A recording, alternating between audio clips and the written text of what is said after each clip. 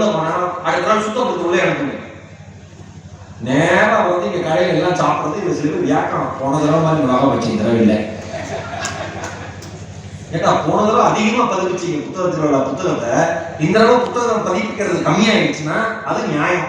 ஒரு வாசகனா அது நியாயம். போன தடவை கவிதை தொகுப்பு அதிகமா இருந்தது, இந்த தடவை கவிதை தொகுப்பு குறைவா இருக்கு, ஏன் இப்படி பண்றீங்க? அது நியாயம். ஒவ்வொரு ஸ்டாலா போய் அந்த மிளகா பஜ்ஜி கடை வரலையா, இந்த அப்பளம் வரலையா, இந்த வாட்டர் பாட்டில் இது கிடைக்காதா? நான் ஒண்ணு சொல்லவா, எப்பொழுது நீங்கள் உணவுக்காக நேரத்தை ஒதுக்க முடிகிறதோ அதே மாதிரி தமிழ் உணர்வுக்காக எப்பொழுது நேரத்தை ஒதுக்குகிறீர்களோ அன்றைக்கு இந்த மொழியும் எழுத்தாளர்களும் வாழ்வார்கள். உணவுக்கு ஒதுக்குற நேரத்தை நான் உணர்வுக்கு ஒதுக்குறது இல்லை. நான் முத்துக்குமாரனுடைய கட்டுரை தொகுப்பு இருக்கு, டிஸ்கவரி புக்ஸ் போட்டதுன்னு நினைக்கிறேன். தனித்தனி தொகுப்பு இருக்கு. நான் முத்துக்குமாரன் என் மீது பேரன்பு கொண்ட ஒரு மகா காதலன், அவரோட பழகின யாருமே அவரை மறக்க முடியாது. அந்த மாதிரி ஒரு மனிதர் நான் முத்துக்குமார். அவர் கட்டுரை எழுதினா கூட கவிதை மாதிரி தான் இருக்கும். அவர் கட்டுரை எழுதினா கூட கவிதை மாதிரி தான் இருக்கும். எனக்கு அவ்வளவு பிடிக்கும். அதனுடைய ஒவ்வொரு வார்த்தைகளும் அது ஒரு கரிச்சுவைன்னு ஒரு கட்டுரை இருக்கு. கரிச்சுவை அந்த கட்டுரை தொகுப்புல நினைவோடு பறவை நினைக்கிறேன். இந்த கட்டுரை தொகுப்பு அந்த கட்டுரை தொகுப்புல அந்த ஒரு தலைமைகள் ஒரு கட்டுரை எழுதுறாங்க. அது எழுத ஆரம்பிக்கிறதுக்கு முன்னாடி உலக இலக்கியங்கள் இருந்து சில வார்த்தைகள் எடுத்து அந்த கட்டுரையினுடைய தலைப்புல முகப்புல போடுறார். ஒவ்வொரு குழந்தையும் பிறக்கிற போது அதன் பாட்டியும் புதிதாய் பிறக்கிறார்.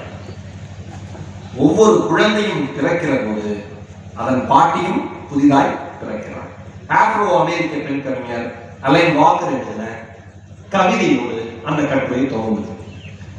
முத்துக்குமார், நான் முத்துக்குமார் நமக்கு தெரிஞ்ச பெயர். முத்துக்குமார் அவருடைய ஒரிஜினலான பேர்.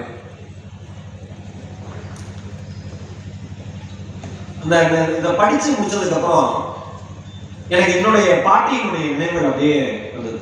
ஒரு எழுத்தாளர் தான் பண்ணணும்னு நினைப்பேன்.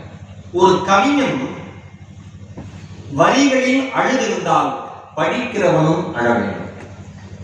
ஒரு எழுத்தாளருடைய எழுத்தில் மகிழ்ச்சி இருந்தால் படிப்பவனுடைய உணர்விலும் மகிழ்ச்சி கொப்பளிக்க வேண்டும். ஒரு எழுத்தாளர் புரட்சியை பற்றி எழுதுகிற பொழுது அதை வாசிப்பவனும் அந்த புரட்சிக்கான மனநிலைக்கு கடத்தப்பட வேண்டும்.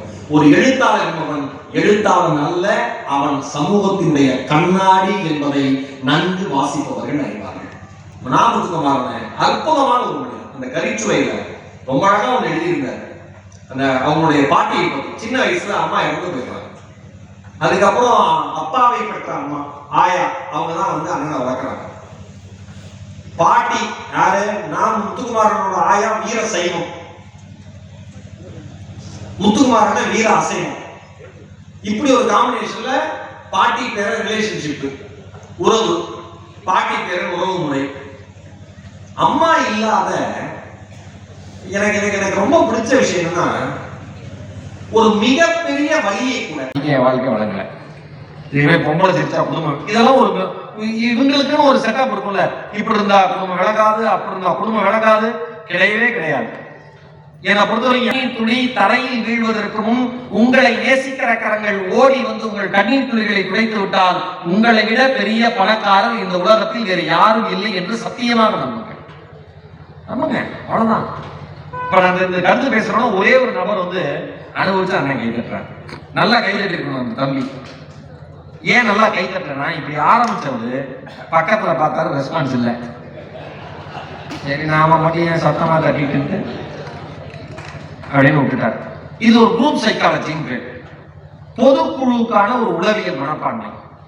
4 பேர் கார்ல போறப்ப ஒருத்தருக்கு வந்தாதான் மீதி 3 பேருக்கே வரும். இதெல்லாம் வந்து நீ சிரிக்காதீங்க, உண்மையிலே சொல்லு. 4 பேர் கார்ல போறப்ப ஒருத்தன் ஒரு நிமிஷம் காரை நிப்பாட்டுங்க, இந்த கேமராமேன் எல்லாம் அழகா வரிசையா உட்கார்ந்து இருக்காங்களே, ஒருத்தர் எந்திரிக்கிட்டோம், பக்கத்துல இருக்கிற அண்ணன் கேட்பாரு, எங்க வீட்டு வந்துடுறேன், நானும் வரவா, நீ என்ன அவன் உதவி பண்ண போறியா? ஒண்ணு கார்ல இருந்து ஒருத்தர் இறங்கிட்டா. நான் என்ன சொல்றேன், நமக்கு நம்ம எப்ப வாழ போறோம் சரியா? நான் சொல்றது எதுக்கு நான் தம்பி கைத்துறதுக்காக சொல்றேன். ஒன்னே ஒண்ணு பிரதர், ஒரு நல்ல ஞாபகம் வச்சுங்க சகோதரா, இந்த உலகத்தில் நாம் பிறந்தது நாம் நினைத்த வாழ்க்கையை அந்த நொடியில் வாழ்வதற்காகத்தானே தவிர மற்றவர்கள் பார்ப்பதற்கோ ரசிப்பதற்கோ கொண்டாடுவதற்கோ இல்லை. உங்கள் வாழ்க்கையை நீங்கள் வாழுங்கள், நீங்கள் கொண்டாடுங்கள், நீங்கள் அனுபவியுங்கள், நீங்கள் ரசியுங்கள். தேட்டர்ல போய் ஒரு நல்ல நகைச்சுவை வருதுன்னா தப்பு கைத்தறி சிரிக்க மாட்டான், பார்ப்பான். எல்லாரும் சிரிக்கிறானா குரூப்போட சேர்ந்துக்குவான். நான் என்ன சொல்றேன், இப்போ வரைக்கும் தேசிய கீதத்தை ஒழுங்கா தனியா பாட மாட்டேங்கிறான். ஒரு பையன் தமிழ் தாய் வாழ்க்கை பாட மாட்டேங்கிறான். அவன் கும்பலா பாட சொல்லுங்க, முழு பாட்டும் பாடுவான். தனியா நிக்க வைங்க. சில பேர்லாம் ஜெயகாந்த் தான் ஆரம்பிக்கிறான். அவ்வளவு நேரம் சும்மா இருந்து ஜெயஹோன்னு பாரு. எல்லா ஸ்கூல் பிரேயர்லையும் சத்தம் அதிகமா இருக்கும், பிரார்த்தனை கொடுத்துருங்க. நான் என்ன சொல்றேன், எல்லாம் இந்த கும்பல் கும்பல் கும்பல் கும்பலா. ஏன் அவனுக்கு வாழ்க்கை தானே பிறந்தோம். தனித்தனியான வாழ்க்கை தானே இது. ஒவ்வொருக்கும் ஒவ்வொரு தனி மனிதனும் அனுபவிச்சு வாழ்றது தானே வாழ்க்கை. இந்த புத்தக திருவிழால இப்படி உள்ள போயிட்டு ஒவ்வொன்றா பார்த்துட்டு வெளியே வரீங்கல்ல, அது கிடையாது. ஒரு புத்தகம் என்பது, அதில் இருக்கிற வார்த்தைகள் என்பது, அதில் இருக்கிற எழுத்துக்கள் என்பதெல்லாம் வெறும் புத்தகமோ வார்த்தைகளோ எழுத்துக்களோ அச்சிடப்பட்ட ஒரு தொகுப்போ அல்ல.